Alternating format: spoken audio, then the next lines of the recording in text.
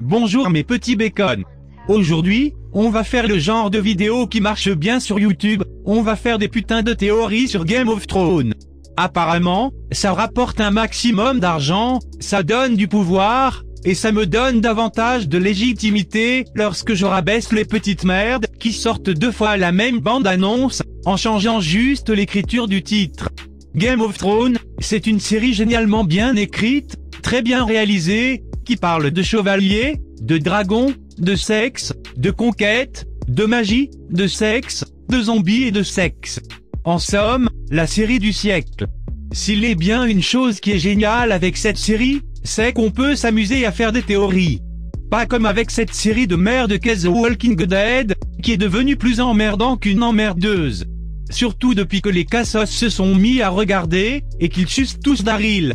Des théories sur Game of Thrones, il y en a un paquet.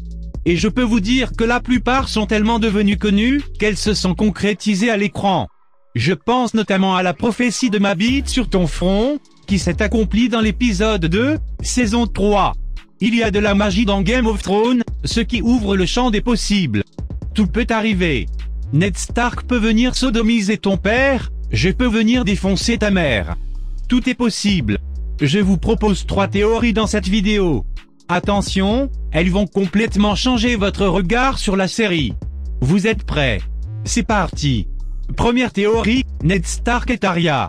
En fait, quand Arya est devenue Daredevil dans la saison 6, elle a appris à changer de visage. Elle a un grand pouvoir, pas forcément de grandes responsabilités, et elle peut enculer tout le monde à Westeros, y compris cette grande conne de Brienne of fucking Torse. Enfin, Arya était sujette à des moqueries. En effet, tout le monde disait qu'elle niquait sa mère. Mais c'était faux. C'est son père qui l'a niquée. Du coup, elle pouvait récolter de la semence de Ned Stark. Bien conservé, le liquide a été remodelé pour faire un masque, celui de Ned Stark.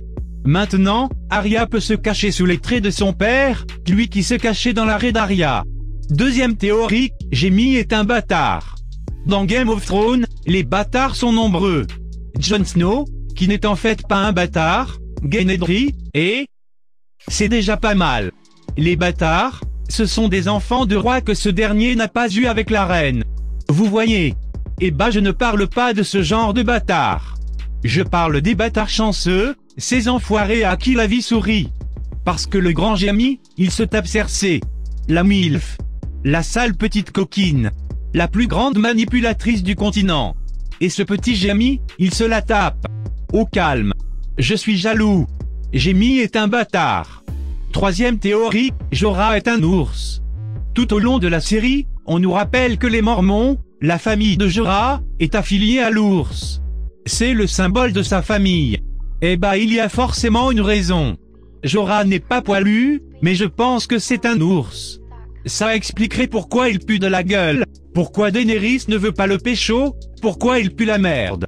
C'est un ours, un putain d'ours. Peut-être que Bran pourra le contrôler, vu qu'il contrôle super bien les animaux.